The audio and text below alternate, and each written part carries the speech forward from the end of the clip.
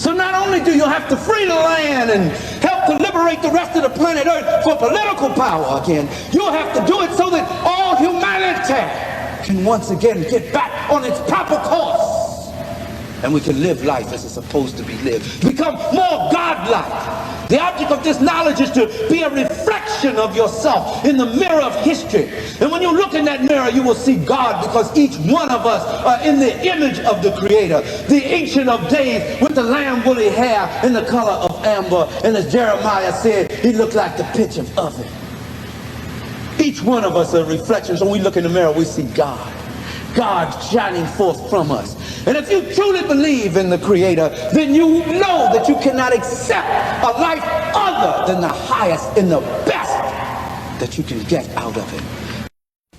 Well, I don't make my work for you to interpret it. I make it for black young people so that they can understand that we are at war, that we have to be strong-minded, that we have to be productive, that we have to be unafraid of expressing ourselves and getting what we want in this society. But isn't there a danger in telling young people, encouraging them to be militant?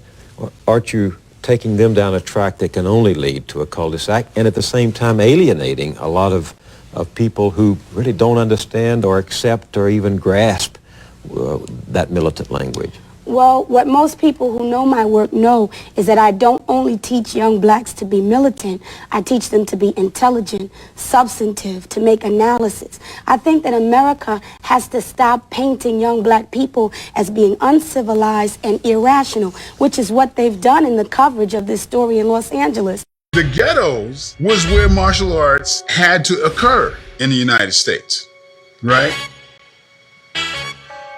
It started in the black communities and poor communities. You could not teach anything that hard and that strong in Beverly Hills. It's not going to happen. Well, Bruce Lee started what he did right there in Oakland. I'm from Vallejo, California. So like 20 minutes away from me is where Bruce Lee started his first school. His first student was a brother by the last name of Glover, a brother. Bruce Lee had a swagger that was not usually attributed to Asian folks, basically. And that's obvious. You see where Bruce Lee got that swagger from. He got it from, being in Oakland. He got it from, hanging out with the folks that he hung out with. Now, this melanin that I'm talking about, you see it in your eyes and it makes your eyes brown. But some people don't have any melanin. So when you look in the eyes, you're looking at the veins in back of the eyes, and therefore the eyes look blue and green and gray because you're looking at the veins in back of the eyes. But you actually have an iris, which we call an iris, named after a black woman. You call it the iris of your eye, that's named after a black woman named Isis. Now, we're talking about the inside of the brain, and these are brain cells increased to the size of a car. They look like little bubbles here. Look like little bubbles, but this brain cell is actually blown up to about the size of a car. And in the center of your brain is this thing here. It looks like a galaxy.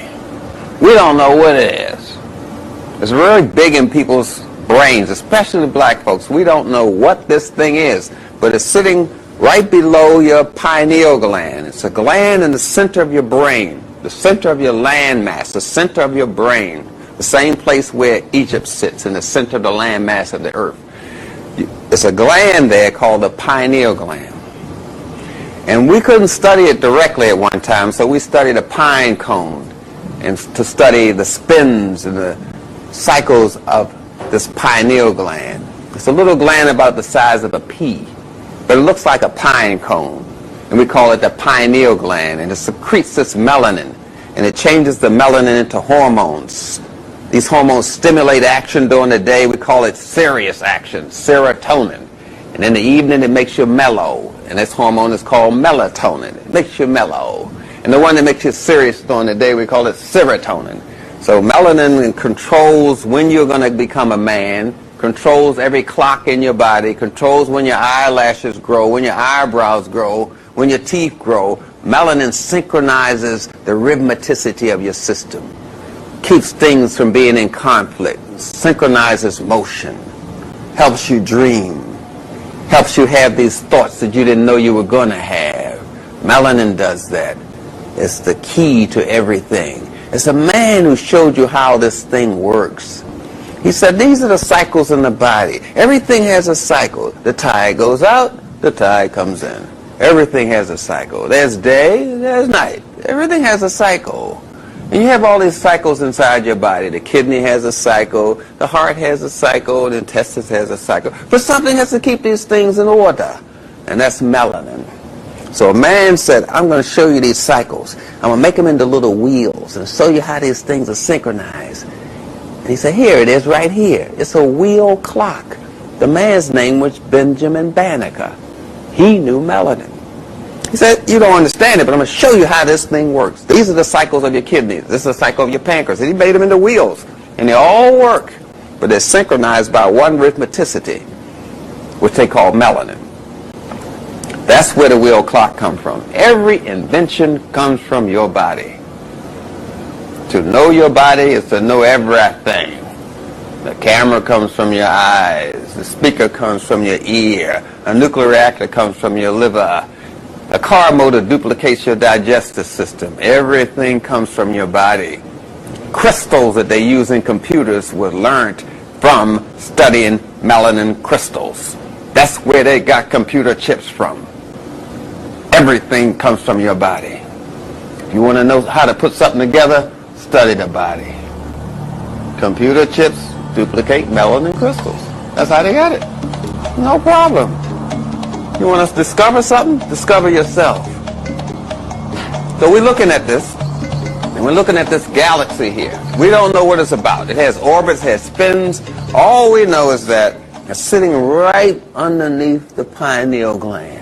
And the pineal gland controls this rhythm thing, how this thing moves and spins. That's what it does. All we say to America is be true to what you said on paper.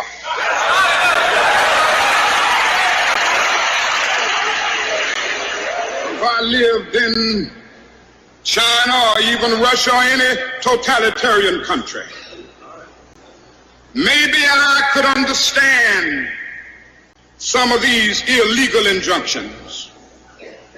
Maybe I could understand the denial of certain basic First Amendment privileges because they haven't committed themselves to that over there. But somewhere I read of the freedom of assembly. Somewhere I read of the freedom of speech. Somewhere I read of the freedom of press. Somewhere I read that the greatness of America is the right to protest far right. The CIA had developed a program to assassinate Lumumba under Devlin's encouragement and management. The program they developed, the operation didn't work. They didn't follow through on it. It was to give poison to Lumumba, and they couldn't find a setting in which to get the poison to him successfully in a way that it wouldn't appear to be a CIA operation. I mean, you couldn't invite him to a cocktail party and give him a drink and have him die a short time later, obviously. And so they gave up on it. They got cold feet. And instead they handled it by the chief of station talking to Mobutu about the threat that Lumumba posed, and Mobutu going out and killing Lumumba, having his men kill Lumumba. What about the CIA's relationship with Mobutu? Were they paying him money? Yes, indeed. This is a picture of the Piltdown Man, and it is to demonstrate to you the lengths to which certain anthropologists have gone to establish their theories. The Piltdown Man was created by a British anthropologist in 1912 by the name of Downson. C'est un géologue. A geologist, I'm sorry. He was a geologist, Mr. Downson. Il a fabriqué de toutes pièces ce fossile qui est faux. He fabricated by piece this fake fossil. Il l'a enfoui dans les sables du Sussex en Angleterre. He dug in the dirt in Sussex in England. Yeah. Vous voyez bien, regardez bien, vous verrez qu'il a le front haut comme un homme moderne. Il est comme nous, il a les yeux et un grand front. Like modern man, he has eyes and he has the forehead as we do, as modern man does. Mais vous voyez, regardez sa mâchoire. Sa mâchoire est une mâchoire de singe, d'orang-outan, avec les deux canines. Regardez les deux canines, c'est une mâchoire de singe. You can see that his mandible, I think it's called, Yes. is that of a monkey. Yes. And his canines Yes. are that of a monkey. C'est en 1900, et justement, cet homme, ce spécimen, qui est un faux, avait donné naissance, dans le domaine de l'anthropologie physique, à la théorie des pré-sapiens. C'était pour démontrer que l'Homo sapiens est né en Angleterre. From this fabrication grew a theory called the pre-sapien theory, which was manufactured to establish that this man was the predecessor of modern man. Yeah. Et que donc l'homme est né en Europe. And that, in fact, man had his origins or was born in Europe. Et particulièrement en Angleterre. And especially in England. Et vous avez ici des défenseurs, je ne sais pas si je peux les citer, mais il y a des anthropologues américains qui ont épousé cette thèse-là et nous savons aujourd'hui qu'elle est fausse. And there are American anthropologists who took this theory as their own and defended it, and we know today that it is false. En France aussi, il y a eu des anthropologues qui l'ont défendue et nous savons qu'elle est fausse aujourd'hui. And in France also there were anthropologists who defended the theory, and of course we now know Alors, that it was false. Et comment a-t-on su qu'elle est fausse? C'est parce qu'il y a un autre savant anglais de bonne foi, cette fois-ci, qui l'a analysé et qui a démontré sa fausseté. And we know that it is false, or we learned that it was false by another anthropologist, English anthropologist, who analyzed it and discovered that it was in fact a fake. C'est le professeur Oakley qui travaille au British Museum et qui a démontré la fausseté de ce spécimen en 1954. It was in 1955 that Professor Oakley, working at the British Museum, analyzed this fossil and discovered it to be false. Mais vous voyez, pendant près de 50 ans, le mal était déjà fait parce que la communauté scientifique était divisée en deux courants. Un courant défendant la théorie monogénétique et un courant défendant la théorie polygénétique appuyé spécialement sur ce spécimen. But the bad had already been done. For 50 years, this was the theory that created the clash between the polycentric and the monocentric theories. Donc nous voyons quand même qu'il y a des savants de bonne foi et leur action compense justement celle des autres. Et quand nous les rencontrons aussi, il nous faut les saluer au passage. C'est le cas du savant Oakley dont je viens de vous parler. So we must give credit to those anthropologists or those scientists who are working with a clear head and a clear idea or objective spirit, and we must note them as we go along, as we must note Professor Oakley in this case. Voilà, les Égyptiens anciens ressemblaient à cette tête que vous voyez. Voici le premier roi de la terre. Here you have the first king of the earth, the very first. And the Egyptians, the ancient Egyptians, looked like this man. Cet homme a des traits, si vous voulez, plus, comme nous disons, vous m'aviez dit tout à l'heure de ne pas employer un terme, mais sur le plan scientifique, c'est un terme consacré. En tout cas, il a des traits de la race noire plus marqués que celles de presque tous ceux qui sont ici dans cette salle.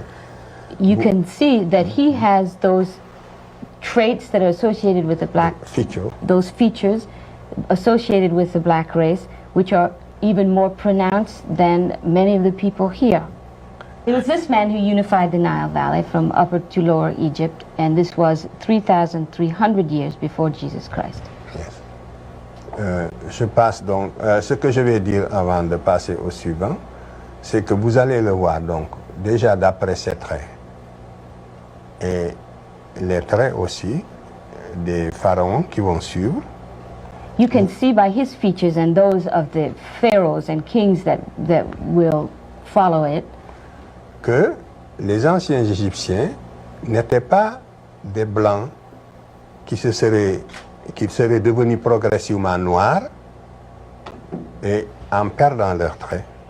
You can see that they were not a people that were started as whites and became progressively more black. Mais qu'au départ, c'était des noirs authentiques qui, à la basse époque, vont se métisser avec des blancs. They were instead a black people, an authentic black people, but which never ceased to be blacks. Donc, attendez. And as black women, we have to be the inspiration for the nation, for our men. We have to start out into the community educating the children, educating ourselves. Because once we educate ourselves, the children will become educated because we are the ones that teach the children. We are the ones that decorate the homes. We are the ones that are with both female and male children. We are the ones that the children look to as the image in terms of their daily education. So it is important that we don't get our values mixed up and feel that we have to educate the world. We haven't first educated ourselves. It's still always a self thing. Indeed. I mean, the world will relate to us once we can relate to ourselves. I mean, I think we are afraid of definitions and afraid to set guidelines because we might have to live by them. The things that white women are debating about now, Africans never debated about. You didn't debate about whether a woman was equal. Equal? Nobody was fool enough to debate whether a mother was equal to a giver of life. You going to debate whether she's equal? That's stupid. You don't even bring up a stupid conversation like that.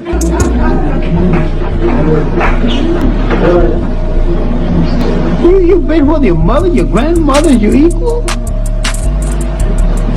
A Western man will debate something like that. Africa don't debate nothing like that. This is why the Africans had female gods earlier.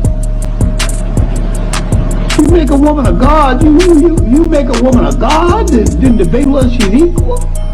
The real causes of most of the condition that black people in this country are confronted with is the religious concept that Christianity has given Negroes in this country that makes us almost incapable of solving our own problems.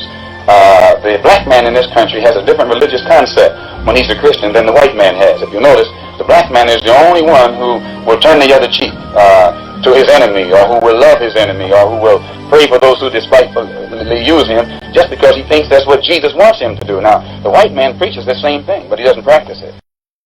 There's no question that there's a direct relationship between images and self-esteem. And he goes all the way back to Tarzan, to Superman, to Rambo, to Batman, to even painting the image of Jesus Christ as white. I mean, you can't separate racism from anything. So it's not unlikely then that you have Pope Julius commissioning Michelangelo in 1505 to paint Jesus Christ white. Images control self-esteem. Abraham Lincoln found out very early when you have 300 slaves on a plantation and one master, it takes a lot of work. Why don't you let them go? But don't teach them who they are. Control their history, control their images. Then you won't have to watch them. Whoever controls the mind will also control the body. Let's talk about it. States they did an excavation on a pyramid from 1900 BCE. And guess what they found, Brother Si, on the pyramid? The names of the pyramid builders written in red ochre. So they found the names of the pyramid builders. So we can't say, Brother Si, anymore that the aliens came to build the pyramids. Because if the aliens came to build the pyramids, would they have put their names in red ochre? I think you'll find, sir, that there will come a time when black people wake up and become intellectually independent enough to think for themselves, as other humans are intellectually independent enough to think for themselves. Then the black man will think like a black man, and he will feel for other black people. And this new thinking and feeling will cause black people to stick together. And then at that point, you'll have a situation where when you attack one black man, you are attacking all black men. And this type of black thinking will cause all black people to stick together. And this type of thinking also will bring an end to the brutality inflicted upon black people by white people. And it is the only thing that will bring an end to it. No federal court, state court, or city court will bring... Do you know that Thomas 15X and Norman 3X were not even at the Audubon Ballroom? Thomas Hagen testified before the grand jury that whenever he was there, he was the shooter, but he was not in the Nation of Islam. He was approached by a brother named Lee and someone else named Wilburn and another person that pulled him to the side and began having secret meetings to him to talk him in to committing the assassination. So unfortunately, Vlad, we have become lazy learners, especially as a people, which means that we have a Google brain and we don't actually dig and do research for ourselves. We're living off of IG sound bites and a tweet here and a tweet there. So people say the nation killed Malcolm, but I guarantee you hate all white people. I don't think it's a fair question. The white man doesn't even come into my attitude. Mr. Muhammad teaches us to love our own kind and let the white man take care of himself. For a white man today, sir, after kidnapping millions of black people from Africa, stripping them of all human characteristics and relegating them to the role of chattel or cattle or animals, commodity, merchandise that could be bought and sold at will, and then 100 years since the Emancipation Proclamation, using every type of deceptive method to further us into slavery, called second-class citizenship, I think that it would take a whole lot of nerve for white people today to ask Negroes, do they hate them? Which doll is the black doll? And which one is the white doll? That one. Which doll is the pretty doll? Which doll is the nice doll? Which doll is the bad doll? Which doll is the nice doll? And which doll is the bad doll? And why is that doll pretty? Because she's white and he has 2 eyes. Which doll is the ugly doll? Why is that doll ugly? Because he's black. Which doll looks most like you?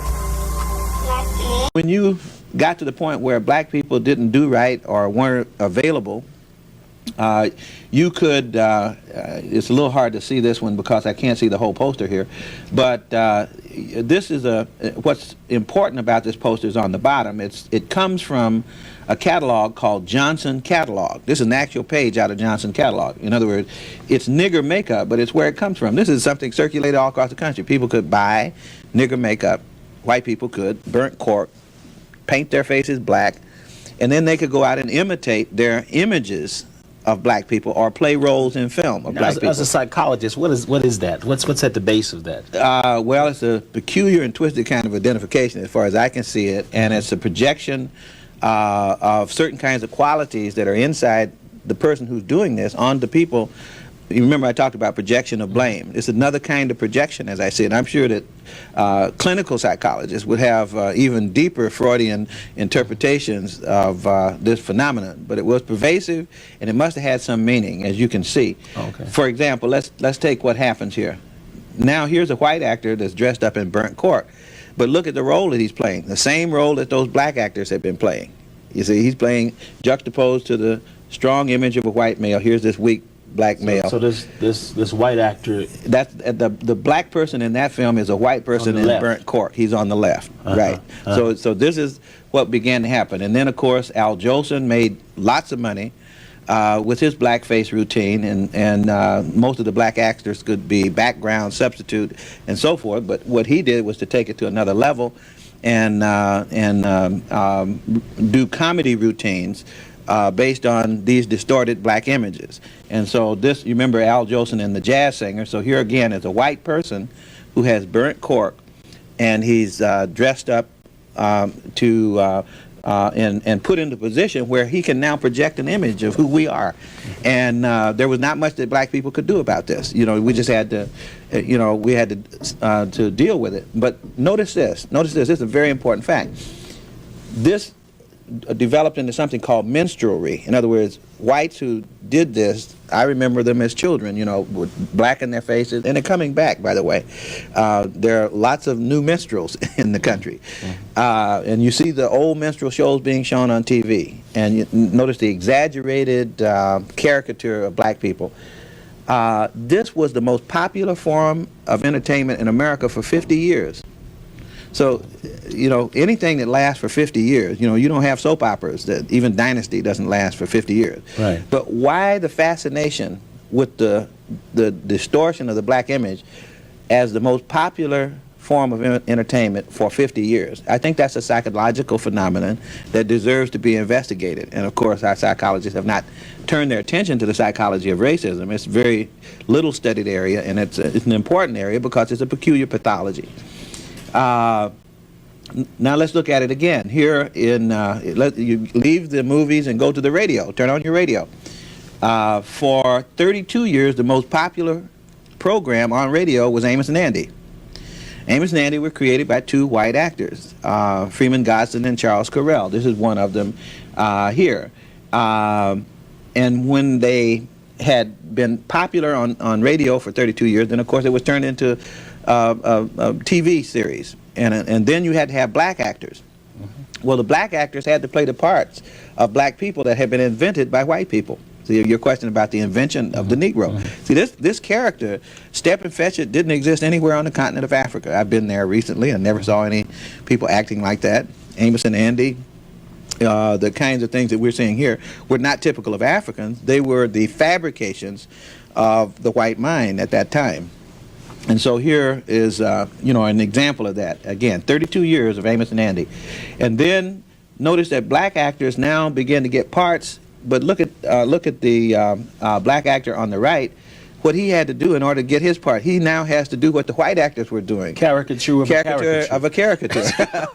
So you have the minstrel imitating the minstrel, and that's how they got work. The image of the black female was also distorted in the same way that the image of the black male was. Usually, the black female had to be fat, she had to be loud, she had to be bossy, and this is one of the Shirley Temple movies. That image never left. It's still here in the. So you're saying that this was and is calculated? Yeah. Well, it's both calculated, and after a period of time, it doesn't even have to be calculated anymore. If you grow up with these images and you become a TV producer, then these are the only images that you have to work with. In other words, then you're just drawing on memory, and no longer you have the results of calculation, but you no longer have to sit down and decide that I'm going to try to twist the image anymore. The twisted image is now the real image for you, and so that's what we have. There is a hunger in the minds of many white Americans for the images that they were raised with. Step and Fetch It, Beulah, Vashti, these kinds of early characters. What was wrong with the real black image? What was wrong with it?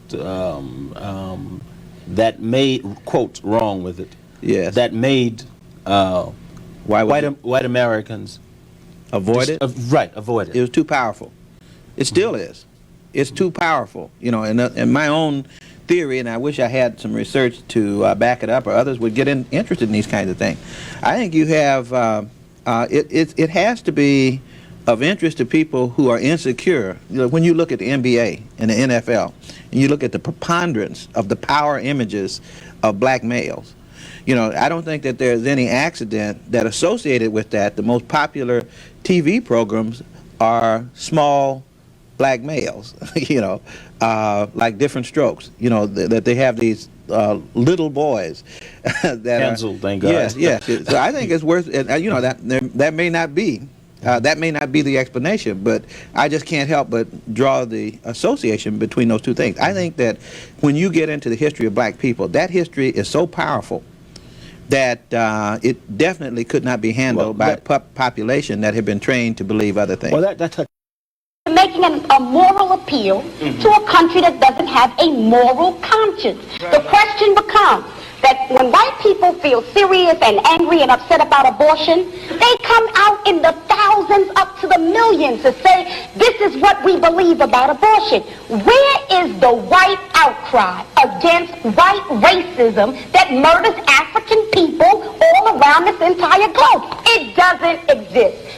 There has been experimenting on black folks for generations. You can go into Richmond, Virginia now and speak to the elders who say, don't stay out after dark because you might be kidnapped. They might actually steal your organs. Now, I don't know if we're able to prove that that happened, but we do know that those systems preyed upon black people. We do have record of folks being paid to dig up black bodies from black cemeteries for experimentation.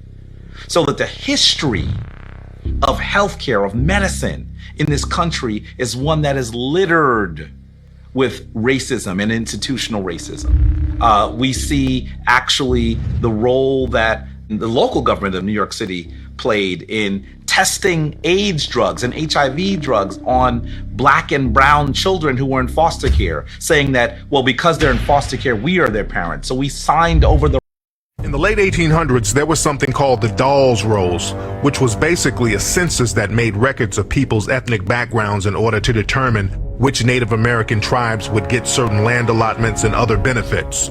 After slavery, many black people were associated with some of these tribes by bloodline, through marriage, through adoption, and even servitude. And because they were associated with these tribes, many black people were entitled to some of these benefits. The government did not want blacks to get these benefits, so they created a separate freedmen's list specifically for black people. They also started to list any full-blooded Native American who had African features as black because they didn't want them getting those benefits either. At the same time, they allowed white citizens to come in and pay money under the table to be listed as part Native American. Every treaty contained a clause to help Indians to shut down black folk. Slavery could never have existed in this country and been maintained without the full participation of the American tribes. That's why they started calling them civilized rock, because they began to say, you quit hunting in the woods and running wild and get yourself some land and get yourself some slaves. So Indians became slave hunters, slave traders, and in the final analysis, all civilized tribes, the Choctaw, Chickasaw, Cherokee, and Seminole Indians, they all fought with the South to maintain slavery. And so therefore, and they got benefits from it. And that led to, going back to the earlier question you asked me about reparations. And even after the Civil War ended, the Choctaw and Chickasaw were still holding about 12 or 15,000 slaves even after the Civil War ended. The United States government sent in troops saying, you got to get rid of this slavery. About how racist you are. That I'm racist? Well, that's very funny. I can't be racist by definition. Look that up in the white folks dictionary. How can I be racist? I've never told anyone where to live. I've never told anyone what kind of jobs to have. I've never kept anyone from going to a school, out of a restaurant, or drinking from a fountain. I've never lynched anybody. So how can I be racist? How can I be racist? By definition, I can't be racist. That's why people say they're biracial. That means that they can prove one of their parents is white. Every black person in America is biracial. That's why I like DNA. DNA doesn't lie. And the white man that invented DNA, trust me, he's dead. They found him by the railroad tracks. Because DNA was supposed to put black people in jail, and what it did was free them. That's God's work. Even the Smithsonian sent people to do expeditions. Matthew Sterling had gone in and found what he called Negroid heads. And all anybody has to do is to look at the Olmec heads and see that these are quote-unquote Negroid or Africoid in appearance.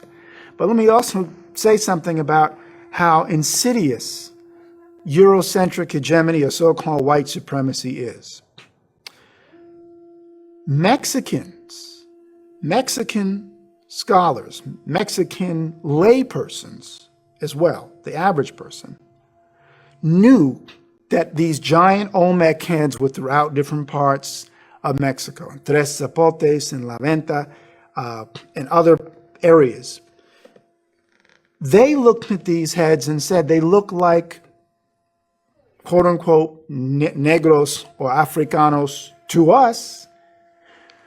What European anthropologists did was claim that these heads were stylized baby jaguar faces, or they were infantile stylizations to try to negate the fact that here's evidence of this pre-Columbian presence of Africans in the Americas. And Cyrus Gordon, who was also another scholar of Mesoamerica, right? The pre-Columbian Americas. And Cyrus Gordon, who basically looked at different artifacts and said there's clear evidence that there was exchange between Africans and Native Americans and Asians and Native Americans long before Columbus ever arrived. Alexander von Futenau, who was an art historian. In fact, if you can get his book, it's a rare book. It's called Unexpected Faces in Ancient America, right? He just passed away, I say just, it might have been 8 or 9 years ago. But von Futenau, who was talking about all these African and Asian artifacts found throughout Central America and South America, indicating contact between the two continents, or I should say the 3 continents, if you want to say other parts even of Asia outside of Africa. So Africans, Asians, and people in the Americas communicating back and forth. But the mainstream archaeologists and anthropologists did everything they could to deny and hide it. Say blacks in America are just too divided to buy into this. This sounds oversimplistic. It sounds like pie in the sky. You're going to have a lot of people say that, and they would probably fall into 2 or 3 categories. First of all, you can have people who've given up to the realities of our conditions, who said simply things are that bad for us. It's best for me to go side in with the other conservatives in the country and just live with that reality. You're going to have that. You're going to have others who are vested, they're in that small quota. As I said, in the integration process, whites prefer 0 blacks, but they would tolerate somewhere between 5 to 8%. Now, blacks who've integrated into the system and now vested because they are rather comfortable in their material accumulations, they're going to be resistant, okay? But unfortunately, I've not run into any of those yet. Then thirdly, you're going to find black folk who are going to simply say that I'm just either too tired or too indifferent to do anything. And what I would say to all 3 of those groups, stay where you are. If you check it down, get right down to it, we don't know who we are. Huh? What's your name? If I said here comes Mr. Chang Chong, you'd picture a Chinaman. If I said here comes Mr. Khrushchev, you look for Russian. If I said here comes Mr. Goldberg, you look for Jew. If I said here comes Mr. White Cloud, you look for Indian. If I said here comes Mr. Castro, you look for Cuban. Mr. White Cloud, Indian, huh? Here comes Mr. Lumumba, Mr. Kenyatta, you look for African, a black man. Now, what's your last name? If I said here comes Mr. Jones, Mr. Hawkins, Mr. Clay, Mr. Culpepper, Mr. Roundtree, you won't know if he's black or white until you see him. Right? We are 22 million people who don't have our names. We were named after our slave masters, so teaches the Honorable Elijah Muhammad, when we first was brought to America. We were robbed of all knowledge of ourselves. Movement. Well, one of the things that's very parallel is that there were a lot of murders of young black men who were unarmed, who were innocent by police. In particular, one that kind of got the Black Panther Party started was a young man named Denzel Dowell, who was running away, shot in the back. And his mother got in touch with the Panthers. She said, no one will help us. No one will do anything. And they went out, and the first issue of the Black Panther newspaper was, why was Denzel Dowell killed? Right.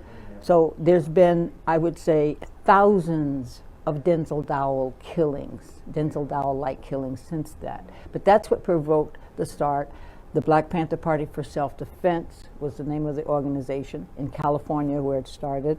It started shortly after Stokely Carmichael, who was the chair of the Student Nonviolent Coordinating Committee at that time, called for Black Power. It was, even Stokely said, the first organization organized around Black Power. Right. We want power to determine the destiny of our own black community. So it was a group of young men and women. It started out with actually 2, and then there was 3, Bobby Seale, Huey Newton, and then Bobby Hutton, who was a teenager. Bobby was a veteran, Huey Newton was a law student, and Bobby Hutton was a high school kid. This is the beginning of the Black Panther Party. It had a platform, 10 points, and it had a goal, and it took off probably because this issue was so vicious. Yeah. So many people were being killed, and in particular because the state of California allowed the open carrying of weapons in public. And so the Panthers were doing nothing illegal. They were fishing game laws. By carrying weapons, It was which is completely a legal. sort of iconic image of the Panthers, right? Well, this was legal. This was for the hunters. So when the Panthers, as a political movement, became publicly armed, they decided, the state legislature decided they want to change the law, Yeah. and the Panthers sent a delegation, an armed delegation, to the state capitol to observe the legislation. And that hit the papers, partially because no one had ever been to the state capitol. They didn't know where to go. Right. And the press was so stunned to see them, they pointed them in the wrong direction. They sent them to the floor of the state assembly, Okay. not to the visitors gallery. Right. How would they know? Right. So pandemonium broke loose. It was in all the papers, all over the country, and people saw black teenage men, black older men, black women armed in the state capitol. Blew everybody's mind. Lots of people will say that is the point at which Ronald Reagan, who was the governor of California at that time, at the point at which he changed his mind even about open carry and gun control. That having been an open carry advocate up to that point, seeing these African Americans carrying weapons in the California Capitol in public changed his mind. I mean, it's one of those dynamics we see very often in American politics, where if African Americans do something, it makes people think a little differently. He was there. If you have the arrogance, the confidence, and the understanding of who you are, you can gain the respect of the entire world to respect your right to define you for you. If we develop that kind of confidence, if we develop that kind of mental liberation, the drug problems disappear, the family problems disappear, the economic problems disappear. Every problem that we face, I see as being symptomatic of the persisting psychological enslavement that we face as a people. I said it would be merciful if they would leave. I don't agree with a government, a sham government. No man walks out of prison after 27 years and becomes the president unless there's a script and a plan behind the scenes to remove the economic sanctions from whites in South Africa, but no real plan for redistribution of the wealth. The Oppenheimers, the De Beers, and others, they're sucking the blood of our people. So I said, be merciful. Give them a period of time.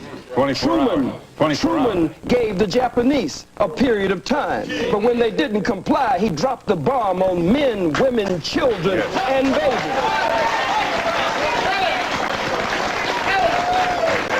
I make no apology for that statement. I believe that the invasion of South Africa was an act of unprovoked war.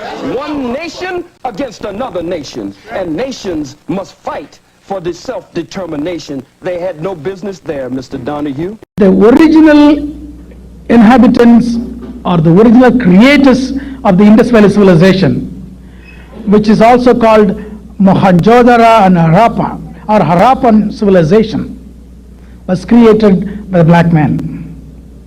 People who came from Africa. About 7,000 BC, which is 9,000 years back. Maybe even earlier than that. They brought agriculture, they domesticated most of the animals, they were highly civilized, they had 2-story buildings, sanitation systems, sewage system. They had a built-in screening system in the sewage, so the solids would not block the liquid passage. They had chutes, so they can drop the garbage from the upper level to lower level. Up until 1700s, all the medical books on surgery and general medicine in Europe was written in Arabic. Isn't that extraordinary? All of the major universities of Europe, where the physicians and the scientists and the teachers were all studying, was in Spain and Portugal, run by the Africans that the West call Moors. And the reason the West keep emphasizing them as Moors, they don't want you to see that this is the same African we got enslaved that gave us all the wealth of knowledge that allow us to enslave you.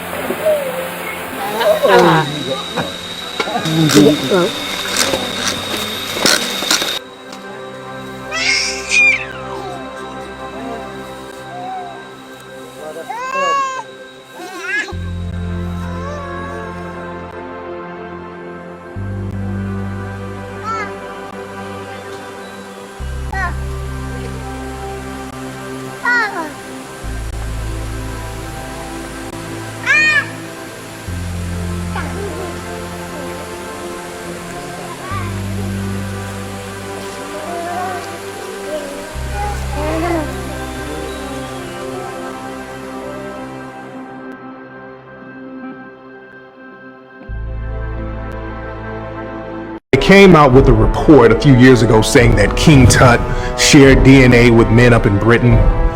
And the thing is, the Egyptians went into Britain, particularly Scotland, later on down the line. As a matter of fact, Scotland is named after an Egyptian princess, Scotia. And many of the descendants of those Egyptians are there to this day, but they're now known as gypsies. And the term gypsy is just a variation of the word Egyptian. Not poor. You don't go to poor countries to make money. There are very few poor countries in this world. Most countries are rich. The Philippines are rich. Brazil is rich. Mexico is rich. Chile is rich. Only the people are poor. But there's billions to be made there, to be carved out and to be taken. There's been billions for 400 years. The capitalist European and North American powers have carved out and taken the timber, the flax, the hemp, the cocoa, the rum, the tin, the copper, the iron, the rubber, the bauxite, the slaves, and the cheap labor. They have taken out of these countries. These countries are not underdeveloped, they're overexploited. In the depths of the Queensland rainforest grows a small seed with huge potential. This is an extraordinary drug, it's a unique drug, and it really is something quite different. Derived only from Australia's blushwood tree, EBC46 is a molecule that can fight cancer. A full tumour destruction within 7 days.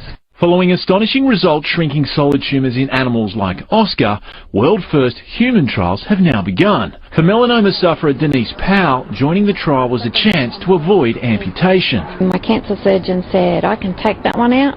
If you get any more, then you might lose an arm. Instead of more surgery, EBC46 was injected directly into the tumour in Denise's armpit. Less than 20 minutes, the tumour had gone purple, then black. Then within a couple of days, the tumour just kind of shriveled up and died. This first stage trial is using safe, low doses, but even early results look promising. Have given a soul a chance to migrate and progress here in a form that normally was not used. Let me simply break it down by saying this. For close to 5 million years, the sons of God have degenerated on this planet. Their souls have come and gone in bodies never opening up to what and who they really were, only from time to time getting a little light into what they potentially were supposed to be.